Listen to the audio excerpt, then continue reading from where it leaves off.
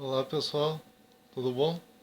Hoje nós vamos continuar, falando sobre a obra O Catecismo da Igreja Católica. Depois da gente já ter visto juntos questões complexas acerca do Catecismo da Igreja Católica, como no primeiro vídeo nós vimos questões históricas, o contexto, né? Eu não entrei muito na questão da história, né? Eu falei mais um pouquinho sobre o contexto cultural em que houve com o Concílio, né, Vaticano II, como é que estava o mundo na época em que o Concílio Vaticano II de fato ocorreu, por que a necessidade de um catecismo, né, qual é a importância deste catecismo aqui, desse catecismo pós-Concílio Vaticano II. Não que o catecismo anterior não fosse importante, o catecismo anterior era importante. Não que o catecismo anterior do Concílio Vaticano II não estivesse valendo, estava valendo e está valendo até os dias de hoje, tá? Porque questões doutrinárias ainda foram mantidas, tanto no catecismo pré-Concílio Vaticano II, quanto neste aqui, que é o catecismo pós-Concílio Vaticano II. Qual é a diferença entre um catecismo e outro? É que, como antes do Concílio Vaticano II não se tratavam de alguns temas não eram tão relevantes para a sociedade daquela época e para os católicos daquela época, então muitas coisas no catecismo pré-Concílio Vaticano II não aparecem. Entendeu? Então, esse catecismo mais atual é, por ser o mais atual, o mais abrangente, e é o catecismo pós-Concílio Vaticano II. Então, nos vídeos anteriores falamos sobre isso de maneira mais detalhada. Nos vídeos anteriores falamos também sobre por que existe uma cultura anticatólica e o que um católico deve fazer diante desta cultura anticatólica. Como é que um católico deve se comportar quando uma pessoa protestante, por exemplo, quando uma pessoa de qualquer outra crença, não apenas os protestantes, se levantam contra os católicos? Como é que um católico deve se comportar? O que o catecismo fala acerca dos protestantes? O que o catecismo fala acerca dos evangélicos? Falamos aqui também sobre que não é certo, por mais que um católico fique irritado quando um protestante se levanta contra ele, chamando ele de religioso do anticristo, ou religioso da prostituta do Apocalipse, ou alguma bobagem do tipo. O católico verdadeiramente fiel à sua igreja não deve se irritar com isso, porque a própria igreja católica ensina que ele não deve se irritar frente a isso. O máximo que um católico deve fazer é tentar argumentar, utilizando-se de fontes históricas, inclusive, para mostrar ao protestante que ele está errado e que aquilo contra o qual ele se levanta não é contra a Igreja Católica, e sim contra uma caricatura, contra um espantalho que fizeram da Igreja Católica. E que todo indivíduo, até mesmo os católicos no século XXI, a maioria das pessoas eles são vítimas de uma cultura anticatólica. Existe uma cultura anticatólica muito forte circulando na sociedade atual, não apenas no Brasil, mas também no mundo inteiro. Existem filmes em que sempre a figura do padre é uma figura maldosa, desenhos animados em que sempre a figura dos sacerdotes católicos é uma figura maldosa, existem ah, livros, inclusive, livros de Machado de Assis em que os católicos sempre aparecem como algo, o catolicismo sempre aparece como algo negativo, a religião sempre aparece como motivo de zombaria nas obras de Machado de Assis. Quer dizer, então essa cultura anticatólica está presente em todos os lugares. Para acrescentar mais ainda, existe mais a questão das religiões. A maioria das religiões tem livros sagrados em que sempre a Igreja Católica é considerada como sendo algo negativo, porque ela é muito ela é adepta de crenças antigas e não sei mais o que. Sempre se usa alguma justificativa para dizer que a Igreja Católica é ruim. Sempre, sempre, isso sempre. Então, quer dizer, o que você tem que entender é que o mundo gira ao redor, né, de uma cultura anticatólica. Depois que surgiu esse negócio chamado renascentismo, né, o mundo passou a trilhar um ritmo totalmente anticatólico de ser. Na verdade, isso começa bem antes do Renascimento. Tá? Existem obras religiosas antes do Renascimento de religiões que não são cristãs, né, não eram cristãs, e muitas delas ainda existem e não são cristãs, que viram a Bíblia como tendo sido adulterada pela igreja, e blá blá blá. Então a igreja é sempre vista como sendo a coisa negativa, coisa ruim, coisa nojenta, né? Então, quer dizer, o que você, católico, deve entender é que você, quando se depara com uma pessoa que não é católica, que fica xingando a igreja católica na sua frente, ela não está xingando você, ela não está xingando a igreja católica, ela é vítima de uma sociedade anticatólica, de uma cultura anticatólica que criou uma caricatura da igreja católica, e é contra essa caricatura da igreja católica que ela está se levantando. É aquele mesmo papo do ateu, né? A maioria das pessoas se pergunta, será que um ateu vai para o céu? Bem, isso é uma questão muito subjetiva, porque será que ele é ateu em relação ao Deus cristão, ao Deus da Bíblia, ao Deus, ou será que ele é ateu em relação à caricatura que os pais dele fizeram de Deus? Será que ele é contra Deus, ou será que é contra aquilo que a sociedade ensinou para ele que é Deus? Contra qual Deus exatamente ele está se levantando contra? O Deus que criou o universo, os céus, a terra, o mar e tudo que neles há, ou o Deus que por acaso foi introjetado na mente dele, como se fosse Deus, mas que na verdade não é Deus, é uma imagem caricaturada que fizeram de Deus. Então, quer dizer, existem muitas questões assim que você deve sempre pensar antes, sempre levar em consideração. Então, como é que um católico vence uma pessoa que se levanta contra ela por causa dessa cultura anticatólica? Um católico ele deve sempre apelar para a paciência, a calma, a temperança, utilizar-se de argumentos verdadeiramente históricos, saber que a Bíblia foi feita de alguma maneira pela Igreja Católica, o Novo Testamento ele foi feito pela Igreja Católica porque foi a Igreja Católica que escolheu os livros que passariam a fazer parte do cânon da Bíblia no Novo Testamento. Então, quando um protestante diz, eu acredito na Bíblia e eu odeio a Igreja Católica e o meu negócio é a Bíblia. Entendeu? A Bíblia é a regra de fé e conduta. No fundo, o que ele está dizendo é o seguinte, eu sou contra a Igreja Católica, mas um livro feito pela Igreja Católica é o meu livro de regra de fé e conduta. Simples assim, é só isso que ele está fazendo. Tá? Porque o cânon do Novo Testamento ele foi estabelecido e fechado pela Igreja Católica. Na época em que no século III, para esse finalzinho do século III, início do século IV, quando não havia ainda uma Bíblia impressa, né, porque a imprensa só surgiu lá na época do Renascimento, muito tempo depois, nessa época havia 1 milhão de livros religiosos circulando no meio dos cristãos. Livros dizendo que tinham sido escritos pelo apóstolo Paulo, livros que diziam que tinham sido escritos pelo apóstolo Pedro, Apocalipse do apóstolo Pedro, Apocalipse do apóstolo Paulo, Apocalipse de Bartolomeu, Evangelho de Bartolomeu, não sei o que de Maria Madalena, Evangelho de Maria Madalena, e por aí vai. Entendeu? Era 1 milhão de... Alguns estudiosos chegam a dizer que houve mais de 1 milhão de evangelhos, inclusive. E só entraram 4 na Bíblia. Ou seja, só 4. A igreja foi lá, selecionou e disse, não, esses 4 aqui é os que verdadeiramente falam sobre Jesus. Os evangelhos apócrifos, o que eles tinham de tão diferente assim que a igreja se viu obrigada a não deixar eles entrar na Bíblia? É muito simples, alguns deles apresentavam uma figura de Jesus que era uma figura muito sobrenatural, inclusive. E não fechava com o Jesus mesmo, né? Em conformidade com o Antigo Testamento, em conformidade com a tradição da igreja, em conformidade com aquilo que foi dado aos bispos, né, ao magistério, à tradição, enfim. Quer dizer, por exemplo, no Evangelho de Bartolomeu, não me lembro se é o Evangelho de Bartolomeu ou o Evangelho de Filipe, mas parece que é o Evangelho de Bartolomeu, que é um texto apócrifo, né? No Evangelho de Bartolomeu aparece Jesus voando sobre Jerusalém como se fosse o super-homem. Entendeu? Quer dizer, tá aí, o que isso ensina para nós? O que isso tem de edificante para nós? Que Jesus poderia transformar a pedra em pão, que Jesus poderia transformar água em sangue, água em vinho, que Jesus poderia transformar vinho em sangue, que Jesus poderia transformar pão em carne, que Jesus poderia multiplicar pães e peixes, que Jesus podia andar sobre o mar. Isso daí faz parte, entendeu? Faz parte, é ele. Jesus Cristo, ele sempre pôde fazer tudo o que ele quisesse, porque ele é Deus. Entendeu?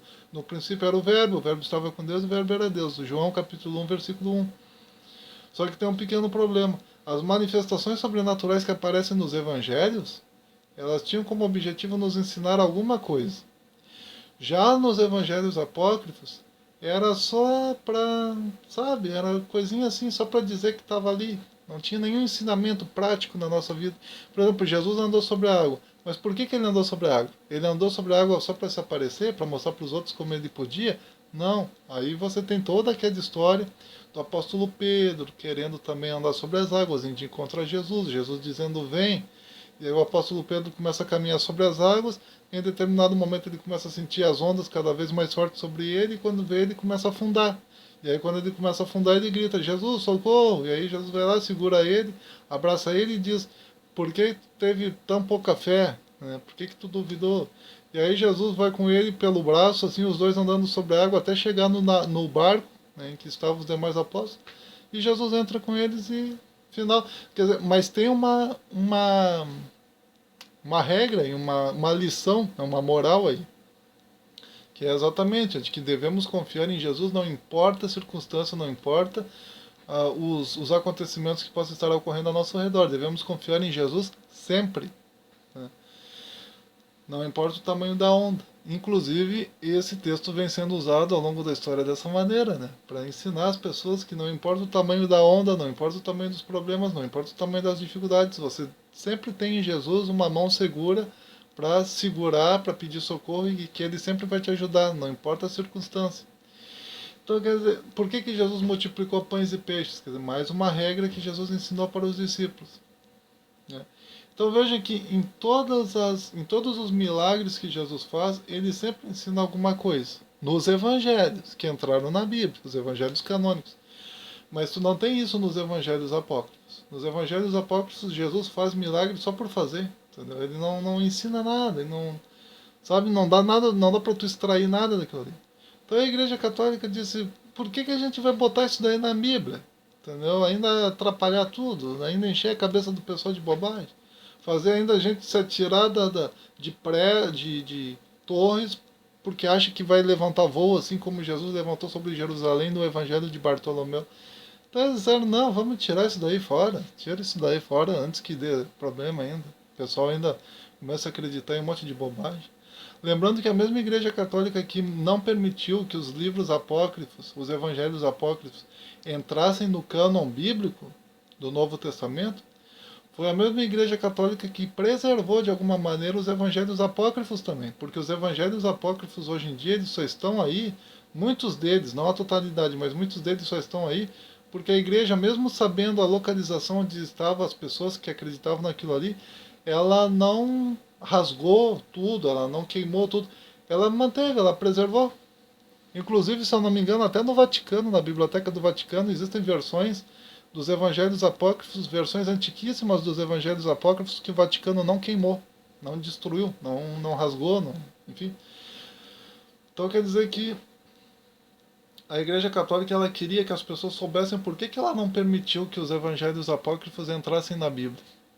E a melhor maneira de mostrar isso para as pessoas é preservando o documento, né? Mesmo que tu não concorde com aquele documento e não coloque aquele documento na Bíblia, preserva ele, para que daí as outras pessoas vejam pelos seus próprios olhos que tu não está tentando esconder nada, fazer queima de arquivos, conspirar nem nada. Tu está fazendo a coisa certa, entendeu? Foi essa lógica que a Igreja Católica seguiu. Outra coisa, a questão... Então, quer dizer, quando você estuda verdadeiramente o catecismo, o Código de Direito Canônico, você se depara com uma outra Igreja Católica.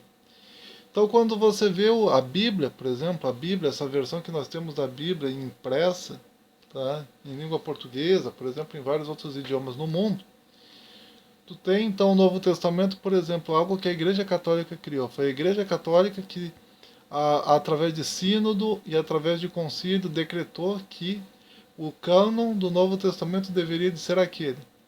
Tinha alguns grupos religiosos cristãos naquela época, antes que a Igreja Católica se tornasse oficial na Europa, tinha. Alguns deles seguiam cânones muito parecidos com aquele que a Igreja Católica estabeleceu, mas, por vezes, eles tiravam 4 livros, por vezes eles tiravam 2 livros, Por vezes eles tiravam, enfim, eles sempre tiravam algum livro. Por exemplo, Marcião, Marcião, ele acreditava que apenas algumas epístolas paulinas e alguns evangelhos eram sagrados, né? Então quer dizer que no cânon, né, na lista de livros sagrados do Novo Testamento do Marcião, né, devia de ter no máximo uns 10, 11 livros, tá? Na melhor das hipóteses. Então quer dizer, se a Igreja Católica tivesse dito, o cânon estabelecido pelo Marcião é o correto, hoje o Novo Testamento teria no máximo 10 livros, não teria os 27 livros que tem hoje. Já outras pessoas naquela mesma época já achavam que além dos 27, que na verdade não era nem 27, né? Não havia ainda um número definitivo. Então algumas pessoas achavam que o Novo Testamento deveria de ter 100 livros. Outros achavam que era menos de 100, outros achavam que eram mais de 100. E aí ainda. Daí a Igreja Católica, depois de refletir, de pensar, de pesquisar, decidiu: teremos 27 livros. Os 27 livros serão estes. E os 27 livros do Novo Testamento eram exatamente aqueles que tinham uma importância muito grande para a missa, inclusive. Os que nasceram na Lectio Divina, né, são exatamente aqueles que foram colocados no Novo Testamento. Bom, então hoje eu vou falar. Então, quando você, católico, vê uma pessoa se levantando contra você e dizendo que acredita na Bíblia, considere ela como uma católica que não sabe que é católica. Porque quando ela diz, a Bíblia para mim é a regra de fé e conduta, ponto, ela está dizendo, esse livro que a Igreja Católica estabeleceu é a minha regra de fé e conduta, ponto.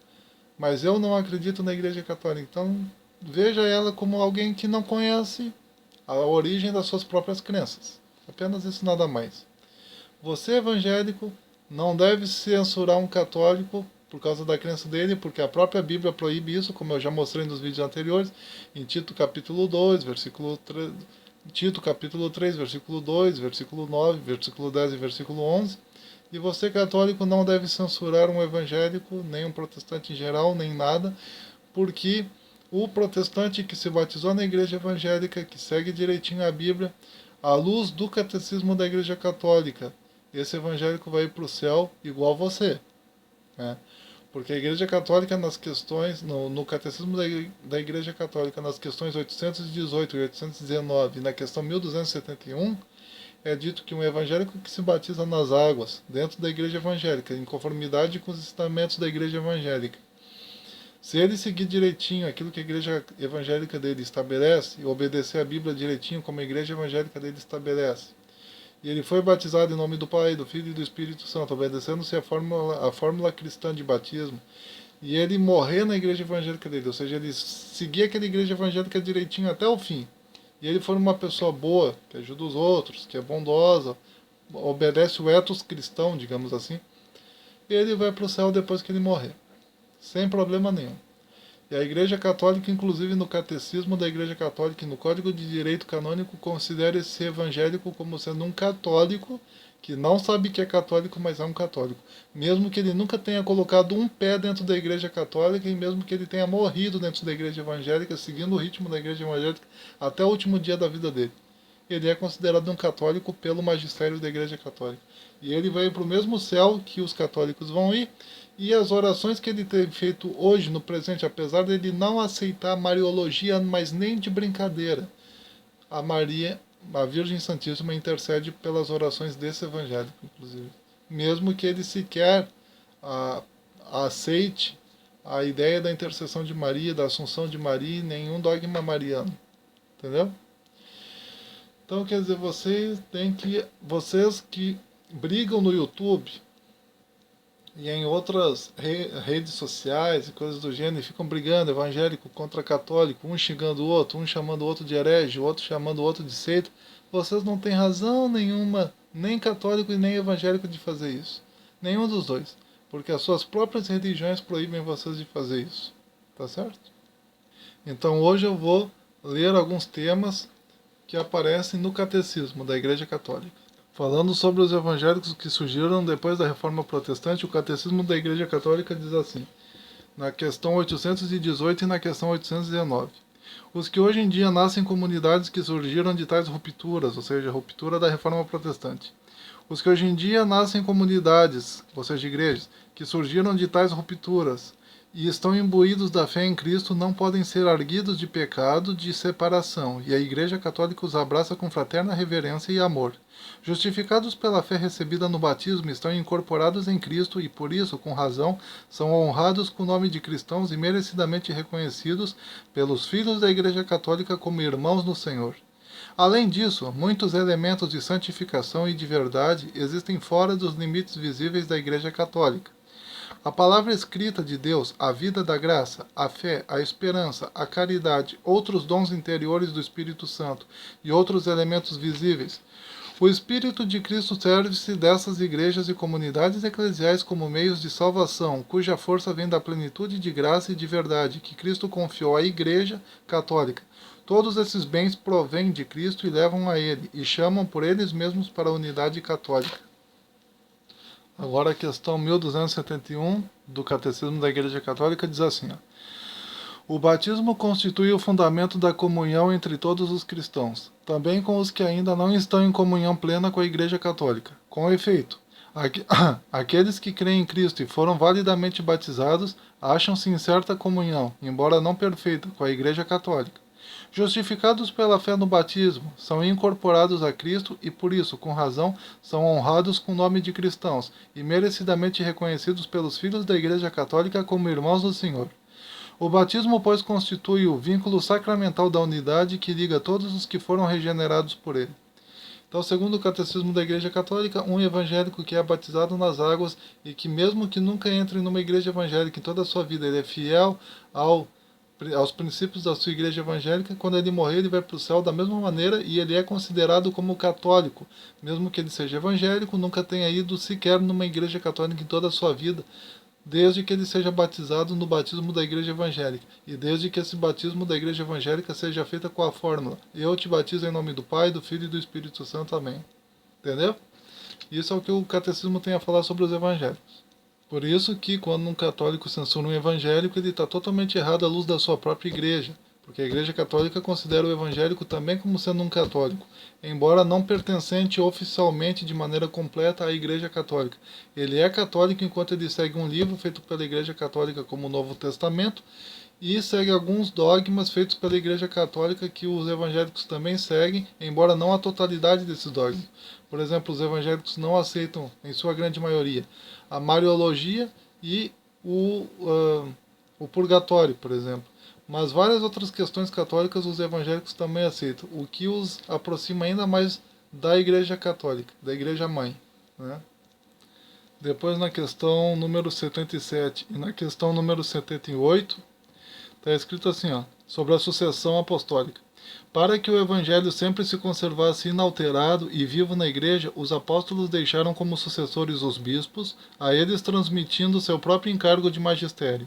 Com efeito, a pregação apostólica, que é expressa de modo especial nos livros inspirados, devia conservar-se por uma sucessão contínua até a consumação dos tempos. Esta transmissão viva, realizada no Espírito Santo, é chamada de tradição enquanto distinta da Sagrada Escritura, embora intimamente ligada a ela. Por meio da tradição, a Igreja, em sua doutrina, vida e culto, perpetua e transmite a todas as gerações tudo o que ela é, tudo o que crê. O ensinamento dos Santos Padres testemunha a presença vivificante desta tradição, cujas riquezas se transfundem na praxe e na vida da Igreja crente e orante. Depois, na questão número 81, né, e no finalzinho da 82, está escrito assim, a Sagrada Escritura é a palavra de Deus enquanto redigida sob a moção do Espírito Santo. Quanto à Sagrada Tradição, ela transmite integralmente aos sucessores dos apóstolos a palavra de Deus confiada por Cristo Senhor e pelo Espírito Santo aos apóstolos, para que, sob a luz do Espírito da Verdade, eles, por sua pregação, fielmente a conservem, exponham e difundem. Daí resulta que a Igreja, a qual estão confiadas a transmissão e a interpretação da revelação, não deriva a sua certeza a respeito de tudo que foi revelado, somente da Sagrada Escritura. Por isso, ambas devem ser aceitas e veneradas com igual sentimento de piedade e reverência.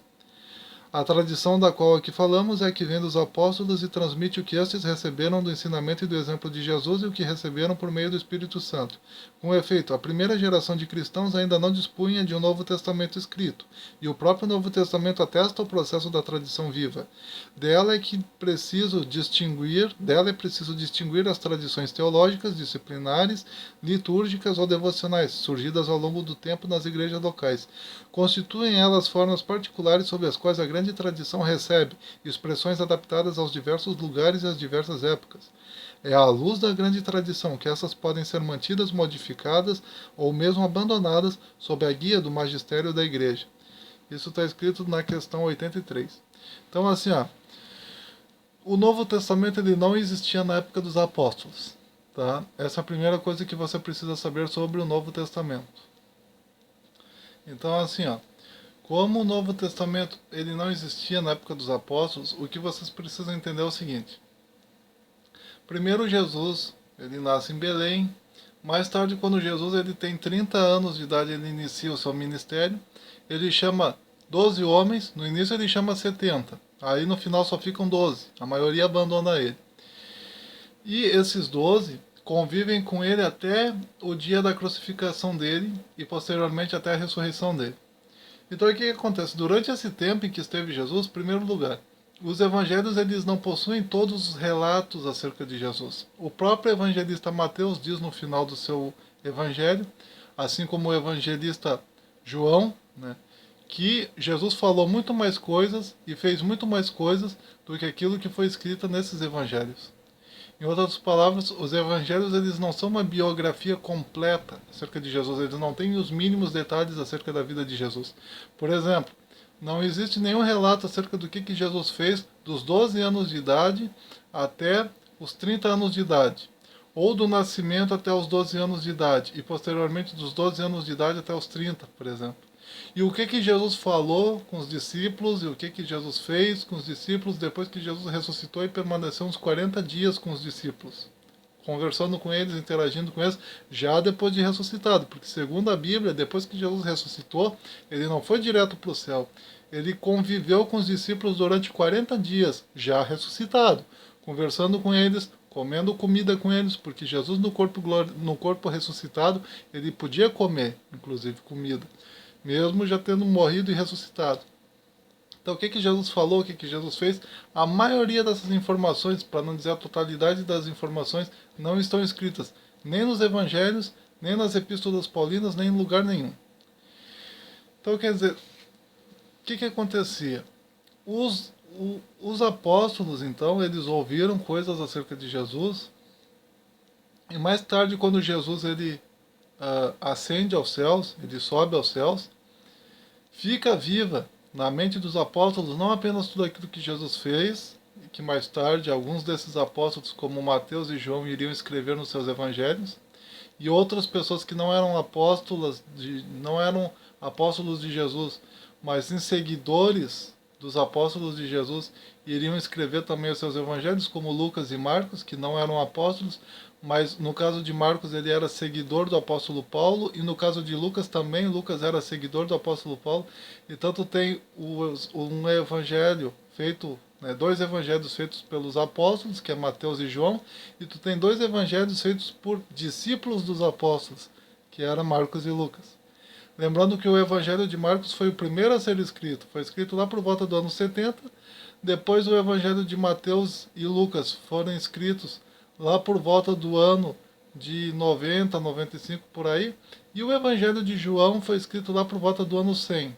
A maioria dos estudiosos dizem que os apóstolos não escreveram seus evangelhos, inclusive, nem mesmo Mateus e João não foram os verdadeiros evangelistas, os verdadeiros apóstolos que escreveram tais evangelhos. Isso fica muito na dúvida, fica muito na divagação.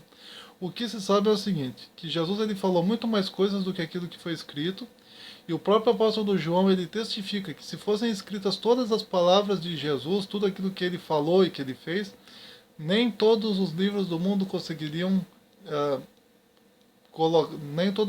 não caberia nem todos os livros do mundo, nem nas maiores bibliotecas do mundo, não caberia tudo aquilo que Jesus falou. Mas muita coisa ficou na mente dos apóstolos, na memória dos apóstolos. Esses apóstolos, mais tarde, depois que Jesus sobe aos céus, eles começam a pregar o evangelho a toda a criatura, né? A partir da hora em que eles recebem o Espírito Santo, os dons do Espírito Santo em Atos capítulo 2, aí eles começam a pregar o evangelho a toda a criatura. O que acontece? Começam a surgir seguidores dos apóstolos. Mais tarde, à medida que essas pequenas comunidades criadas pelos apóstolos, elas vão se proliferando, aumentando o número de pessoas e tal, os apóstolos, não podendo estar em todas as comunidades ao mesmo tempo, eles começam a escolher homens que tinham sabedoria, que tinham discernimento, que tinham uma vida exemplar, que tinham uma vida e que eram cristãos. Então o que acontece? Os apóstolos colocam esses homens como representantes deles. Aí quando o apóstolo Paulo não podia estar em um lugar, por exemplo, numa comunidade cristã fundada por ele, tinha um representante dele lá dentro que cuidava daquelas pessoas, que cuidava daquelas ovelhas, que cuidava daquele rebanho, digamos assim. E esses representantes dos apóstolos, eles eram originalmente chamados de episcopos, da onde veio a palavra bispo, que era no sentido de líder mesmo, alguém que liderava, alguém que ficava cuidando, né? E o que acontece? Esses bispos, eles recebiam dos apóstolos, ao vivo, assim, conversando com os apóstolos contavam para eles muita coisa que não está escrito na Bíblia, né? Coisas assim como como interpretar, como é que Jesus interpretava, por exemplo, o capítulo 3 do livro de Gênesis, como é que Jesus interpretava. Por exemplo, olhem só um exemplo. Na Bíblia está escrito que quando Jesus ressuscitou, ele apareceu para 2 discípulos dele que estavam caminhando no caminho de Emaús. A Bíblia diz que naquele momento Jesus abriu na mente deles, digamos assim, a Torá, né, a lei de Moisés, os Salmos, e Jesus começou a recitar a lei de Moisés, os Salmos, enfim, vários textos do Antigo Testamento. O que acontece é que a Bíblia ela diz isso de maneira resumida, que aí Jesus começou a provar que era necessário que o Filho do Homem morresse e fosse humilhado na frente dos anciãos e na frente dos príncipes do povo e morresse e ressuscitasse ao terceiro dia. Mas a Bíblia não fala os detalhes disso, não diz quais são os versículos que Jesus citou, não diz quais são os trechos que Jesus citou. Aquela conversa pode ter tido de 30 minutos a 5 horas de duração. Não se sabe quanto tempo Jesus permaneceu conversando com os discípulos de Emaús, por exemplo. Então, e aquilo não ficou registrado no Novo Testamento. Aquilo ficou registrado na mente de todos aqueles com os quais os discípulos de Emaús conversavam sobre isso. Os discípulos de Emaús conversaram sobre isso, melhor dizendo, com os 12 apóstolos, com os demais apóstolos. Então os demais apóstolos sabiam em detalhes a conversa que Jesus tinha tido com os discípulos de Emaús, porque os próprios discípulos de Emaús tinham contado para os apóstolos posteriormente. E mais tarde, os os discípulos de Jesus que estavam caminhando em Emaús, mais os apóstolos que agora tinham conhecimento em detalhes dessa conversa e de quais textos do Antigo Testamento Jesus usou e o que ele falou, como é que foi os argumentos que ele usou, enfim. Agora eles passaram esse conhecimento de maneira oral para os episcopos, para os bispos. E aí os bispos, mais tarde, depois que os apóstolos morreram, os bispos também começaram a envelhecer. E aí os bispos, eles também sentiram a necessidade de colocar sucessores deles dentro da igreja.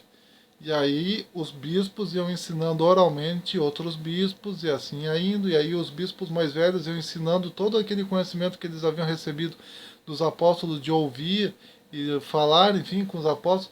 Foram passando de um bispo para o outro, né? Os mais velhos foram ensinando os mais novos, assim de geração em geração. Até que mais tarde essa tradição passou a ser escrita, né? Mesma coisa que os evangelhos. Se você parar para analisar, né, ou melhor, as epístolas paulinas, vamos nas epístolas paulinas. Se tu parar para analisar, várias vezes o apóstolo Paulo ele dá a entender que ele já tinha tido várias conversas com as pessoas com as quais ele estava mandando aquelas epístolas, mas ele não fala nas epístolas os detalhes daquelas conversas. Ele não diz o que ele contava para os discípulos, o que ele contava para as pessoas com as quais ele interagia, ele não falava sobre isso. Isso ele falava para as pessoas que ele deixava como representantes dele dentro da igreja como bispos, como episcopos. Então essas pessoas que interagiam com ele, que falavam com ele, que tocavam nele, que interagiam com ele, é que sabiam os detalhes dessas conversas. Por exemplo, o que o apóstolo Paulo viu quando ele subiu ao terceiro céu? Existe um trecho da Bíblia que alguns dizem que foi o próprio apóstolo Paulo, outros dizem que foi outra pessoa que ele estava falando aquilo. Que o apóstolo Paulo disse que teve alguém que ele não sabe se na carne ou se no espírito subiu ao terceiro céu e viu lá coisas grandiosas que não são dignas de uma pessoa normal ouvir, por exemplo. Enfim, coisas do tipo. É possível que ele tenha contado para os dele, para os mais allegados, o que ele viu, se foi ele mesmo que passou por isso. Mas na epístola dele ele não falou, em nenhuma epístola ele falou sobre isso. Outra coisa, o apóstolo Paulo ele ensinou o evangelho de Cristo, mas como é que o apóstolo Paulo se converteu? Você se lembra como é que ele se converteu? O apóstolo Paulo se converte da seguinte maneira. Ele estava, no início ele não era chamado Paulo, e sim Saulo. Saulo ele era um terrível perseguidor da igreja de Cristo. Ele estava indo pelo caminho de Emaús, pelo caminho de Damasco, melhor dizendo, pelo caminho de Damasco. Eu ainda estava pensando nos discípulos de Emaús. Ele estava indo no caminho de Damasco, na estrada de Damasco. Lá, Jesus aparece para ele ao redor de uma luz. Os que estavam junto com ele não enxergam, não ouvem a voz de Jesus. O máximo que eles enxergam é a luz. O apóstolo Paulo, o Saulo, naquele momento, além da luz, ele enxerga Jesus, ele ouve a voz de Jesus. E naquele momento ele se converte. Ele é enviado até a casa de um cristão, que agora eu não me lembro o nome, mas eu já ouvi esse nome 1 milhão de vezes. Ele é enviado até a casa de um cristão, né, e aquele cristão batiza o apóstolo Paulo. É indiscutível que aquele cristão não apenas batizou o apóstolo Paulo, mas também contou para o apóstolo Paulo tudo sobre Jesus, para o apóstolo Paulo saber quem era aquele Jesus que tinha aparecido para ele naquela estrada de Damasco. E esse homem certamente contou para ele tudo o que ele ouviu, né, dos apóstolos acerca de Jesus, do que Jesus ensinava, do que devemos fazer no nosso dia a dia segundo Jesus, de como devemos interpretar o Antigo Testamento à luz da ótica de Jesus. Enfim, tudo isso nos mínimos detalhes. Aí o apóstolo Paulo ouviu isso, recebeu isso, e aí ele começou a pregar isso para as outras pessoas. E é isso que ele chama de evangelho. Mais tarde, ele vai até onde estavam os demais apóstolos e ele permanece 2 anos com os demais apóstolos, conversando com eles sobre Jesus, sobre os evangelhos. E segundo o que o apóstolo Paulo escreveu na Epístola aos Gálatas, ele queria confirmar o evangelho que ele estava pregando, ou seja, saber se aquele evangelho que ele estava pregando é o mesmo evangelho que Cristo tinha mandado os apóstolos pregar.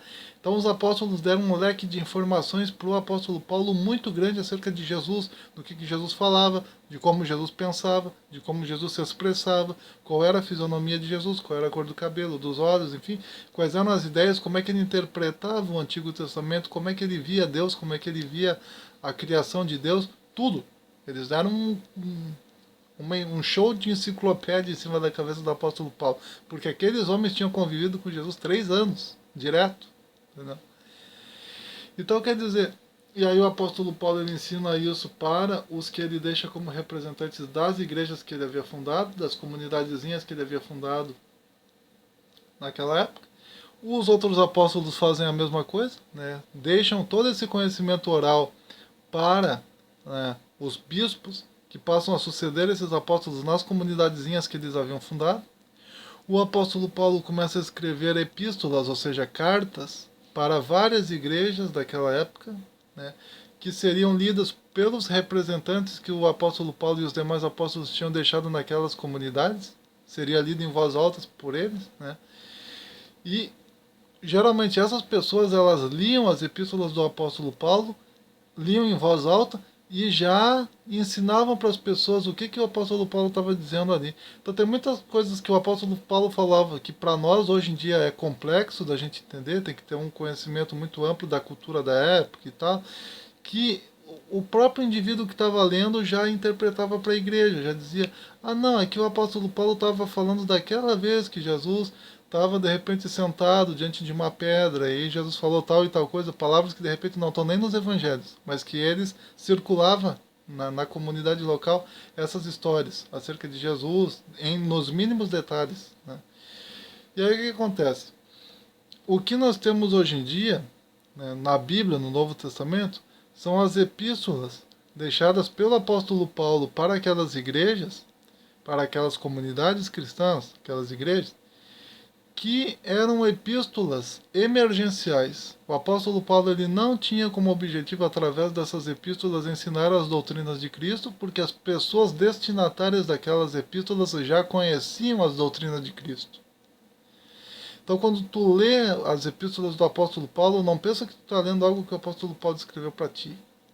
Não pensa que tu está lendo algo que o apóstolo Paulo vai ensinar para você quem é Jesus Cristo.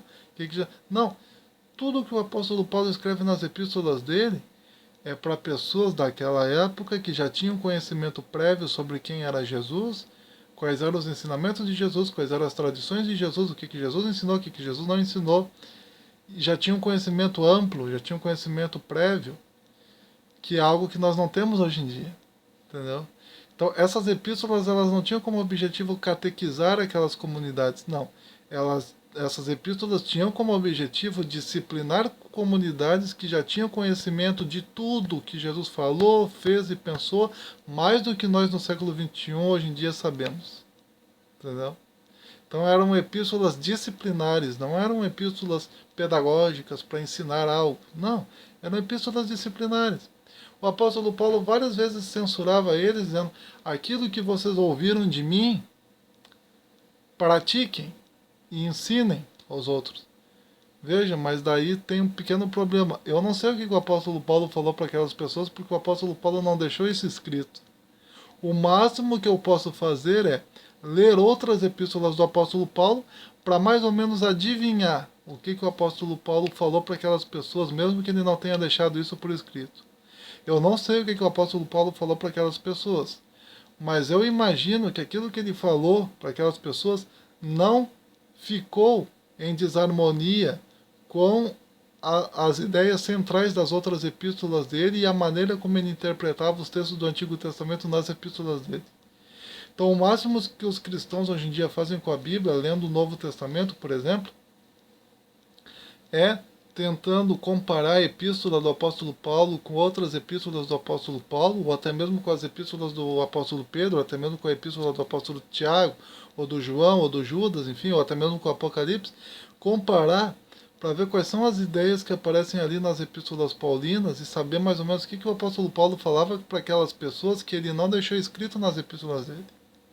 Então, o máximo que nós podemos fazer hoje em dia com as epístolas paulinas é adivinhar.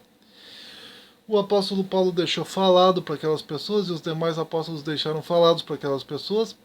Esses bispos receberam essas mensagens diretamente da boca do apóstolo Paulo e dos apóstolos, passaram para os bispos mais novos, né? Os bispos mais velhos foram passando para os bispos mais novos, e esses para os outros, esses para os outros, até que chegou um momento em que, tendo esse conhecimento oral, né, das palavras do apóstolo Paulo, e isso muito tempo depois da morte dos apóstolos e até mesmo da morte daqueles primeiros bispos que os apóstolos tinham deixado, muito depois da morte deles, lá por volta do século III, né, terceiro e quarto por aí, munidos desse conhecimento oral, dessa tradição oral, passada de geração a geração dos apóstolos para os bispos, e dos bispos para os bispos, e dos bispos para os bispos, e dos bispos para os bispos, chega o bispo de Roma e outros bispos e fazem sínodos para saber quais daquelas milhares de epístolas paulinas e petrinas e apocalipse e não sei mais o que estavam circulando na comunidade cristã,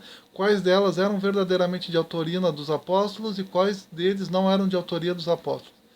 E aí, munidos dessa tradição, eles conseguiram descobrir quais eram as epístolas que eram verdadeiramente dos apóstolos e quais epístolas que não eram dos apóstolos, quais evangelhos eram verdadeiros e quais evangelhos não eram verdadeiros. E a partir daí surge o nosso cânon. Então, quem fez o cânon do Novo Testamento foi a igreja. Entendeu? Tanto é que até hoje, se tu quiser fazer uma leitura ampla do Novo Testamento de uma maneira completa, tu vai ter que apelar para a tradição da igreja. Para aquilo que os apóstolos falavam para os bispos, e os bispos deixaram para os outros bispos, e se tornou condensado na tradição da igreja, e mais tarde foi escrito através dos séculos pelos próprios bispos da igreja. Os próprios bispos da igreja foram deixando isso por escrito, através de encíclicas, documentos, enfim, o magistério, né, foi deixando isso para as pessoas. E hoje em dia, através de todo esse conhecimento enciclopédico, digamos assim, que a igreja possui, ela pode interpretar a Bíblia da melhor forma possível, de uma maneira melhor do que eu no século XXI, sozinho, sem conhecimento nenhum do que acontecia na época dos apóstolos, ou do que Jesus falou só para os apóstolos, sem que esteja na Bíblia. Eu não posso saber verdadeiramente, de maneira total, o que está no Novo Testamento, né? O máximo que eu posso fazer é tentar interpretar da minha maneira, que é algo que muitas vezes as pessoas fazem.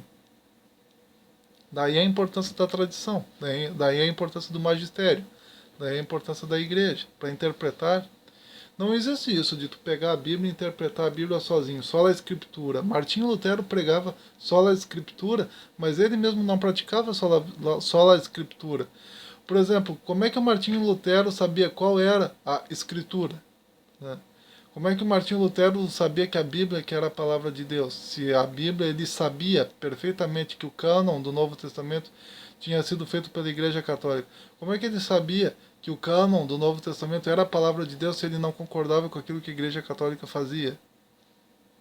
E como é que ele sabia que não eram os Vedas a palavra de Deus, ou o Corão a palavra de Deus? Como é que ele sabia que não era o Bhagavad Gita a palavra de Deus? Como é que ele sabia que não era... Da onde, que conhecimento prévio era esse que ele tinha, né? Aí ele vai lá e escolhe a Bíblia, escolhe o Novo Testamento, diz: para mim é só a Escritura, só o Novo Testamento, e deu. Mas só o ato dele fazer essa escolha já mostra que ele tinha um conhecimento prévio de uma tradição vinda para ele, que era a tradição da igreja, que ensinava para ele que era só a Bíblia, a palavra de Deus. E para ele interpretar a Trindade sem que haja nenhum versículo na Bíblia falando sobre Trindade de maneira plena, só a tradição que pode ter passado isso para Martinho Lutero, mesmo que ele não aceitasse a Igreja Católica nem a tradição da Igreja Católica, mas ele interpreta a Bíblia à luz da tradição da Igreja Católica em alguns aspectos, quando isso de alguma maneira beneficiava ele. Esse foi o grande problema do Martinho Lutero, o orgulho, a presunção. Ele se achava no direito de interpretar a Bíblia por conta própria, sem perceber que aquela interpretação que a mente dele estava usando para fazer da Bíblia era um conjunto de conhecimentos enciclopédicos que tinham sido colocados na mente dele na época em que ele ainda era aluno dos bispos e dos professores de teologia da Universidade Católica que ele frequentava. Então, quer dizer, é uma loucura isso daí. Aí então, o que na verdade nós devemos entender é que a Bíblia não caiu do céu, com zíper e tudo, ela foi se desenvolvendo. Outra coisa, além daquelas tradições, daquelas palavras que Jesus tinha ensinado para os apóstolos, e os apóstolos ensinaram para os bispos, e os bispos foram passando de bispo para bispo, à medida que as gerações foram passando, ainda começaram a surgir inimigos da igreja, que na sua inimizade eles acabaram dando para a igreja um conhecimento muito maior acerca da realidade, e isso foi se juntando àquela tradição que eles já tinham recebido da igreja primitiva, digamos assim. Então quer dizer que hoje em dia, por exemplo, a tradição da igreja católica, por exemplo, hoje em dia, ele é muito mais completo, muito mais complexo do que o próprio conhecimento da igreja primitiva e do que da própria tradição da igreja primitiva. Por quê? Porque a igreja primitiva ela não tinha ainda passado nem por metade dos problemas que a igreja mais tarde passaria. Entendeu? Então hoje em dia o conhecimento que eles têm hoje em dia para interpretar a Bíblia é muito mais amplo do que a da própria igreja primitiva tinha. Por exemplo, a igreja primitiva não tinha passado por questão envolvendo o cânon, porque até então o cânon da igreja primitiva era só alguns livros do Antigo Testamento. E mesmo assim, ao que tudo indica, tinha muito texto circulando na comunidade da Judéia e da Samaria, comunidades às quais a igreja pertencia, né, que nem a própria igreja mais tarde considerou como sendo sagrados, mas que a igreja primitiva considerava como sagrado.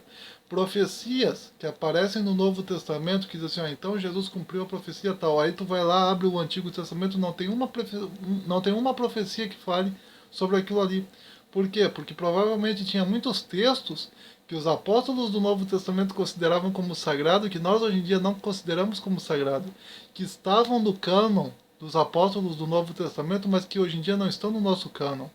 Por exemplo, Judas, no versículo 7, né, no versículo 12, Judas, no versículo 12 da única epístola de Judas que tem na Bíblia, lembrando que esse Judas não é o Judas Iscariotes, e sim o Judas, irmão de Tiago. Judas, ele vai citar o livro de Enoque, que é um livro apócrifo do Antigo Testamento, que nem a comunidade de Jâmnia, né, o concílio de Jâmnia do povo judeu não aceitou, mas era um livro, o livro de Enoque era um livro que estava circulando no meio da comunidade da Judéia e que os apóstolos consideravam ele como sagrado, ou pelo menos parte dele como sagrado, e que o apóstolo Judas faz questão de citar na epístola de Judas. Então tem muita profecia que Jesus cumpriu no Novo Testamento que está escrito assim, então Jesus cumpriu a profecia tal, que se tu olha no Antigo Testamento não existe aquela profecia. Mas por que não existe? Porque eram profecias inspiradas por Deus, provavelmente, que os apóstolos consideravam como sagrada, e que Jesus provavelmente teve que cumprir não só o Antigo Testamento, mas também as profecias daqueles livros sagrados que circulavam no meio da comunidade judaica daquela época, que hoje não se encontram no Antigo Testamento de nenhuma Bíblia. E eram a essas profecias que os apóstolos estavam nos remetendo, quando disseram, então Jesus cumpriu a profecia tal, uma profecia que não está no nosso Antigo Testamento atual. Então, além de Jesus ter cumprido profecias do nosso Antigo Testamento atual, Jesus ainda cumpriu profecias messiânicas de textos religiosos que circulavam na Judéia naquela época. E os apóstolos usaram esses textos religiosos que circulavam na Judéia naquela época como embasamento teórico para dizer que Jesus tinha cumprido profecia. Entenderam? Então, quer dizer, esse cânon bonitinho, fechadinho, de 27 livros no Novo Testamento que nós temos hoje em dia não se encontrava na igreja primitiva daquela época. Então a igreja primitiva ela não estava passando por provações envolvendo cânons, por exemplo. Porque para a igreja primitiva, tudo que circulava no meio deles, de livro sagrado, era sagrado. A Septuaginta, mesmo cheia de erros, era considerada sagrada pela igreja primitiva, mesmo contendo erros gramaticais grosseiros. Como aquela famosa profecia de Isaías 7,14, em que no original hebraico aparece a palavra alma, que significa uma mulher jovem, e na Septuaginta aparece em Isaías 7,14, na versão em grego, Septuaginta, aparece escrito Parthenos, que significa virgem. E foi graças a essa versão errada do Antigo Testamento que hoje nós temos Isaías 7,14 como eis que a virgem conceberá e dará à luz a um filho e lhe porás o nome de Emanuel. Até hoje a comunidade judaica dá risada dos cristãos por causa disso, porque no original hebraico não está escrito isso. No original hebraico, em Isaías 7,14, está escrito eis que a mulher jovem dará à luz a um filho e lhe porás o nome de Emanuel. Então, quer dizer, tinha muitas questõezinhas acontecendo na igreja primitiva que hoje nós não conhecemos, que só através do conhecimento da tradição e do magistério que eles foram mantidos, né, esses conhecimentos escritos, esses conhecimentos de geração a geração, só eles sabem hoje em dia e só tu acessando esses documentos mais antigos é que tu vai descobrir, entendeu? Então você não tem como tu do nada pegar a Bíblia e dizer, ó, a Bíblia caiu do céu, eu sozinho posso interpretar a Bíblia. Não existe isso. Eu vou ser bem sincero com vocês, não existe isso, de sola escritura. Qualquer interpretação que tu der vai ser baseada em algum ensinamento que alguém te deu antes, e esse ensinamento que a pessoa te deu antes vai ser algum ensinamento que outra pessoa deu para ela antes, e se tu for voltando isso, vai começar lá na Igreja Católica, com ela criando esse ensinamento e transmitido para os outros, até chegar na cabeça da pessoa que passou esse conhecimento para ti, e que tu, como é um conhecimento muito inconsciente dentro de ti, tu nem faz ideia que aquele conhecimento ele foi criado. Tu acha que veio do céu, entrou na tua mente do nada. Então todo e qualquer método que você usar para interpretar a Bíblia sozinho, tu vai estar usando algum método que a Igreja Católica criou em algum momento da história. A mesma coisa que a hermenêutica. Tu pode estudar a hermenêutica sozinho, através de livros? Pode. Desde que tu entenda que aquele autor que escreveu aquele livro, ele não criou aquela hermenêutica do céu, aquele método hermenêutico, e nem aquele método homilético, ele não criou aquilo ali do céu. Né? Aquilo ali ele provavelmente tirou de textos mais antigos, que ele foi estudando, analisando, pesquisando, lendo, descobrindo, né? Fazendo comparações de documentos, e os documentos mais antigos eram lá da Idade Média, criados pela Igreja Católica. Então tu sempre vai te nutrir da Igreja Católica de maneira consciente ou inconsciente, mesmo que tu não queira. Entendeu? A Igreja Católica ela permeia muitas áreas da vida humana. Se tu entra em qualquer igreja protestante, por exemplo, o que tu vai ver lá? Tu vai ver lá coral, lembrando que corais foi a igreja católica que criou. Tu vai ter uma pessoa falando a palavra de Deus, a Bíblia, interpretando a Bíblia. Lembrando que a ideia de púlpito foi uma ideia criada pela Igreja Católica. Não existia púlpito na época dos apóstolos do Novo Testamento. O púlpito foi uma criação da Igreja Católica, assim como o altar foi uma criação da Igreja Católica. A Igreja Católica ela sempre teve púlpito e altar ao mesmo tempo. Púlpito era geralmente do lado. As pessoas ficavam de frente para o altar e ficavam de lado para o púlpito. E o padre ficava ali expondo as ideias, a interpretação e fazendo a sua homilia, né? Exatamente diante daquela comunidade que estava ali, que estavam de lado para ele, ou até mesmo de costas para ele e de frente para o altar, porque o que interessa ali era o altar, que é onde está Jesus Cristo. Então, quer dizer, o púlpito foi uma criação da Igreja Católica, a Bíblia, o Novo Testamento, foi uma criação da Igreja Católica, os métodos hermenêuticos e homiléticos que você tem em muitos dos livros, né, protestantes, inclusive de teologia, foi criação da Igreja Católica. O coral foi uma criação da Igreja Católica. A divisão em nave foi uma criação da Igreja Católica, né? A parte da nave é a parte da igreja que fica o povo, e a parte lá superior era onde ficava o sacerdote. Criação da Igreja Católica também. A maneira como você entra na igreja, né, que é uma maneira assim que você entra pela porta da frente e o altar fica em direção à porta dos fundos, digamos assim, também foi a Igreja Católica. Então, quer dizer, por mais que tu odeie a Igreja Católica e acredite que tu possa do nada pegar a Igreja Católica, pegar a Bíblia do nada, interpretar e sair interpretando sozinho, né, tu nunca vai fazer isso. Não tem como. Entendeu? Qualquer interpretação, a partir da hora que tu pega a Bíblia e tu diz eu aceito a Bíblia, a palavra de Deus, e tu diz eu não rejeito nenhum livro do cânon bíblico, tu automaticamente já está aceitando aquilo que a Igreja Católica estabeleceu, porque foi a Igreja Católica que estabeleceu que o cânon do Novo Testamento deve ter 27 livros. Então, quer dizer, não tem como tu fugir dessa realidade, por mais que tu queira, entendeu? Não tem como tu fugir desta realidade.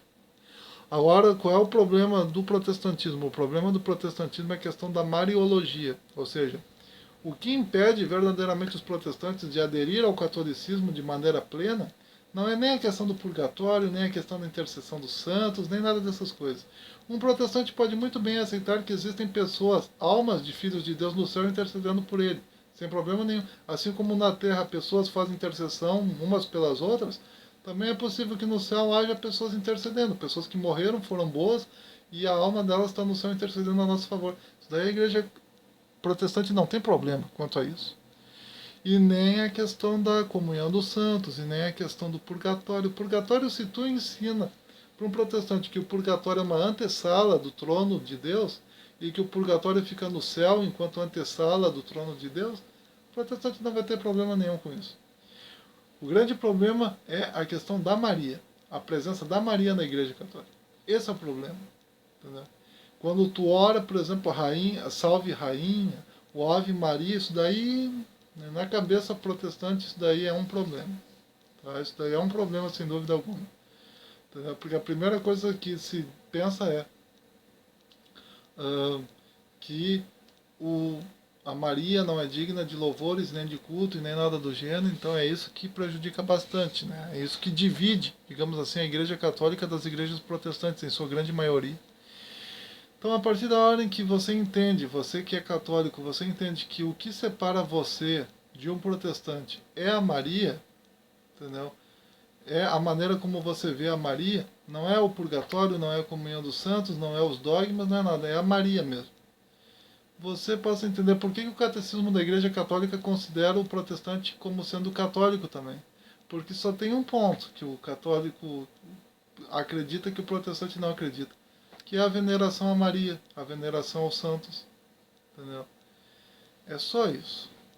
Então aí tu entende, católico, por que, que o protestante ele é considerado católico dentro do catecismo e dentro do Código de Direito Canônico. Porque é só uma coisinha que o católico não concorda em relação ao católico.